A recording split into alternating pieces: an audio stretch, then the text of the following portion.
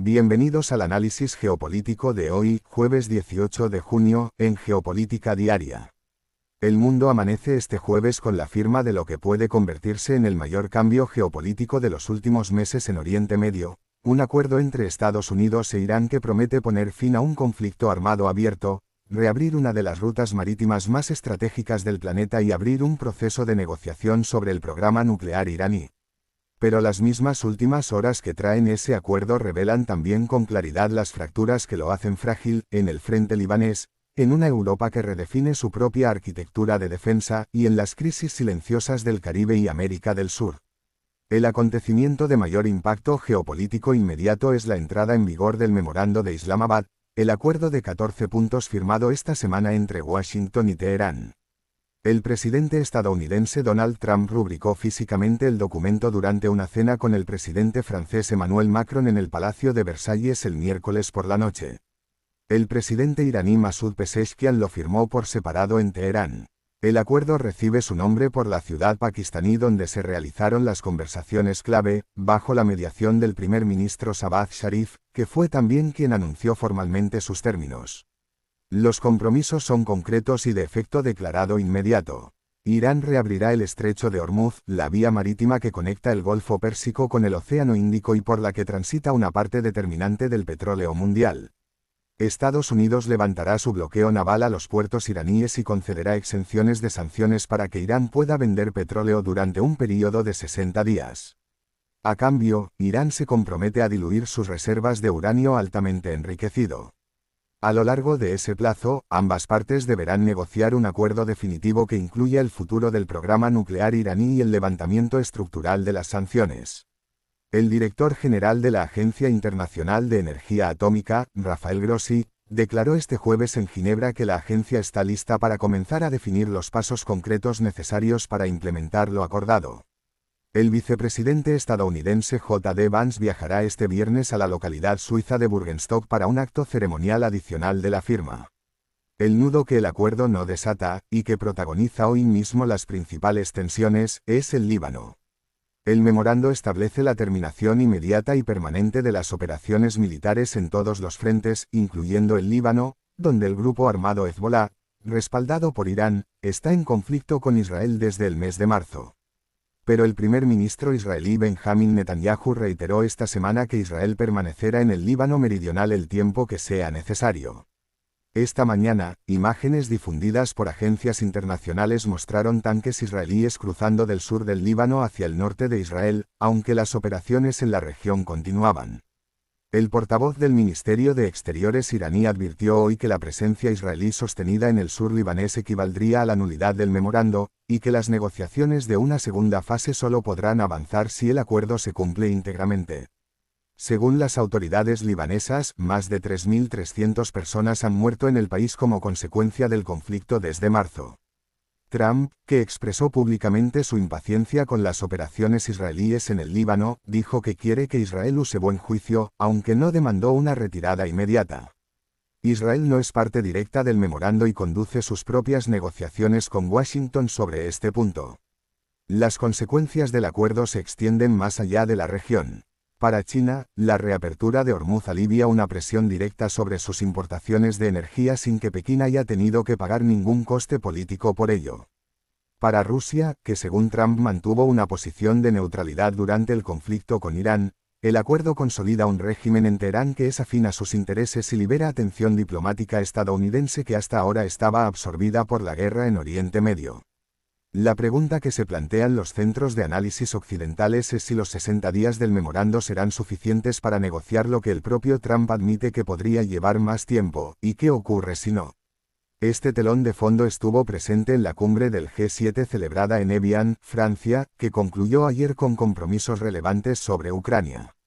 Los líderes acordaron aumentar la presión sobre Rusia con nuevas sanciones sobre petróleo y gas, y aprobaron conceder licencias a empresas con sede en Ucrania para fabricar misiles de largo alcance y sistemas de defensa aérea. El presidente ucraniano Volodymyr Zelensky participó en las sesiones del martes y obtuvo compromisos que sus aliados europeos califican de concretos. Trump se mostró más duro con Moscú de lo esperado, aunque sin comprometer nuevas ayudas directas de Washington para Kiev. La noche anterior al inicio de la cumbre, el Kremlin lanzó una oleada masiva de drones y misiles sobre las principales ciudades ucranianas que causó al menos 11 muertos según fuentes oficiales ucranianas, y dañó el histórico monasterio de Pecheresk-Lavra en Kiev. En ese mismo marco, la Unión Europea abrió esta semana dos frentes paralelos en su relación con Rusia. El lunes dio inicio oficial, en Luxemburgo, a las negociaciones de adhesión de Ucrania a la Unión Europea, el proceso formal que los expertos sitúan en un horizonte de varios años y que exige reformas institucionales profundas. El viceprimer ministro ucraniano Taras Kacha describió el momento como un Rubicón para su país. Al mismo tiempo, se confirmó que la oficina del presidente del Consejo Europeo, Antonio Costa, ha realizado contactos diplomáticos breves con funcionarios del Kremlin en las últimas semanas para establecer canales de comunicación. Un funcionario europeo precisó que no se discutió ningún contenido sustancial. El objetivo declarado es garantizar que Europa tenga su propia línea con Moscú antes de que se produzcan negociaciones formales de paz en las que el bloque no quiere quedar excluido. Dentro de esa misma lógica de autonomía estratégica europea, Polonia y Alemania firmaron ayer en Varsovia un nuevo acuerdo bilateral de defensa. El documento fue rubricado por los ministros de defensa de ambos países, Władysław Kosiniak-Kamysz y Boris Pistorius, en el 35 aniversario del Tratado de Buena Vecindad polaco-alemán de 1991, una fecha cargada de simbolismo dada la historia compartida de ambos países. El acuerdo cubre cooperación en ciberseguridad, mando conjunto en el Báltico, movilidad militar e infraestructura de defensa. Polonia, que ya ha firmado tratados similares con Francia y el Reino Unido, se consolida como el pivote terrestre del flanco oriental europeo, comparte frontera con Rusia y Ucrania, sirve de corredor logístico para el suministro militar a Kiev y ha invertido más que ningún otro país europeo en capacidad militar en los últimos años. Alemania, que durante décadas redujo el Bundesheer a mínimos históricos, necesita ahora a Polonia como socio operativo en ese flanco. El acuerdo refleja un reequilibrio real de poder dentro de la OTAN que va más allá del simbolismo de la firma. Lejos de Europa, Haití lleva semanas reclamando una atención internacional que raramente recibe. El secretario general de Naciones Unidas, Antonio Guterres, visitó Puerto Príncipe el martes pasado y fue testigo directo de una capital que ya no controla su propio gobierno. Según datos de Naciones Unidas, 2.300 personas han muerto en Haití en lo que va de 2026, más de 1.100 han resultado heridas y 1,5 millones se han desplazado. La Federación de Pandillas Vivansan, designada organización terrorista por el gobierno estadounidense, controla según estimaciones de Naciones Unidas entre el 70 y el 90% de Puerto Príncipe. El país no ha tenido presidente electo desde el asesinato de Jovenel Moïse en julio de 2021. Guterres inauguró la base de la nueva Fuerza de Supresión de Pandillas, respaldada por el Consejo de Seguridad de la ONU y apoyada logísticamente por países contribuyentes como Chad. Human Rights Watch publicó una carta pública exigiendo que esa fuerza no sea el único instrumento de respuesta, sin proceso político, rendición de cuentas y acceso humanitario sostenido. Cualquier operación de seguridad tiene un alcance estructuralmente limitado. A 3 días de distancia, el domingo 21 de junio Colombia define en segunda vuelta quién gobernará el país entre 2026 y 2030.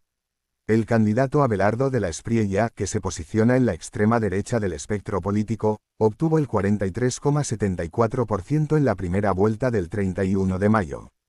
Su rival, el candidato de izquierda Iván Cepeda, alcanzó el 40,9%. Las encuestas más recientes dan una ventaja estrecha a de la Espriella. La campaña ha estado marcada por una polarización extrema, por cuestionamientos del presidente saliente Gustavo Petro a los resultados de la primera vuelta y por episodios de violencia en sedes de campaña. El resultado del domingo definirá la orientación geopolítica de Colombia para la próxima etapa, un giro hacia el bloque regional de derecha y un alineamiento más estrecho con Washington, o la continuidad del proyecto político progresista que gobierna actualmente. El conjunto de los eventos de este día dibuja un patrón que vale la pena nombrar. Los acuerdos que se firman llegan ya con sus propias contradicciones incorporadas. El memorando de Versalles puede suspender un conflicto pero no cierra ninguna de sus causas, la presencia israelí en el Líbano, el futuro nuclear de Irán y la influencia de Teherán sobre sus aliados regionales siguen sin resolverse, y el periodo de 60 días que ambas partes se han concedido será una prueba de hasta qué punto la voluntad de negociación es real. Europa firma pactos de defensa bilaterales porque la garantía colectiva ya no parece suficiente. Y Haití recuerda que hay crisis que el orden internacional no atiende no porque sean menores, sino porque no generan las urgencias que mueven a las grandes potencias. La pregunta que queda abierta esta noche es si los próximos 2 meses en Oriente Medio serán el comienzo de una nueva arquitectura regional o simplemente la pausa antes de la siguiente fase. Si este análisis les ha resultado de valor, les invitamos a seguir el canal Geopolítica Diaria, a darle me gusta a este episodio y a compartirlo con quien crea que puede interesarle. Gracias por escuchar.